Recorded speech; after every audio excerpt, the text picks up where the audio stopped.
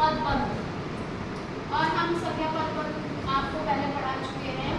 आज हम पढ़ा रहे हैं आपको विशेषण पदबंध। अब विशेषण पदबंध में क्या होता है कि संज्ञा पदबंध में हमने आपको बताया था कि जहाँ अंडरलाइन खत्म होती है, अगर ये लास्ट शब्द संज्ञा है तो ये सारा संज्ञा का बंधन है, ये संज्ञा पदबंध कहलाएगा। लेकिन विशेषण में बस थोड़ा सा अंतर है, जरा सा। विशेषण में जो संज्ञा है ना, उससे जस्ट पहले अंडरलाइन खत्म हो जाएगी, क्योंकि संज्ञा और सर्वनाम की विशेषता बताने वाले शब्दों को विशेषण कहते हैं। सब जानते हैं कि किसी व्यक्ति, वस्तु, स्थान के नाम को संज्ञा कहते हैं। संज्ञा के स्थान पर प्रयोग होने वाले शब्दों को सर्वनाम कहते हैं। और संज्ञा और सर्वनाम की जो विशेषता बताते हैं वो विशेषण कहलाते हैं।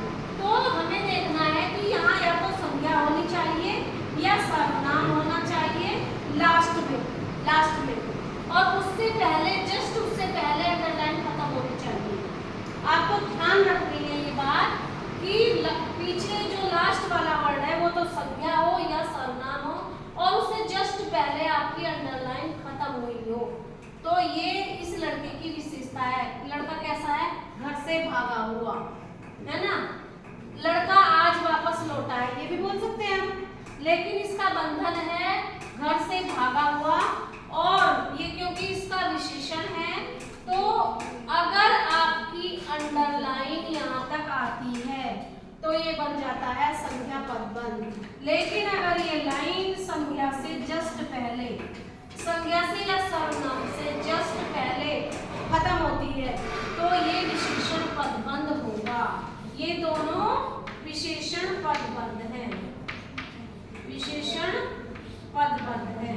आपके बोर्ड के एग्जाम में इस तरह से ही अंडरलाइन आएगी और आपके नीचे ऑप्शन आएंगे कि ये संज्ञा पदबंध है, सर्वनाम पदबंध है, या विशेषण पदबंध है, या क्रिया विशेषण। तो आपको देखना है, अगर अंडरलाइन के बाद सर्वनाम है या अंडरलाइन खत्म होने के बाद संज्ञा है तो वो विशेषण पदबंध कहलाएगा। अब आप इसके 10-20 वाक्य बनाना, तो एक्सरसाइज से ही आपको ग्रामर आएगी। Okay, thank you.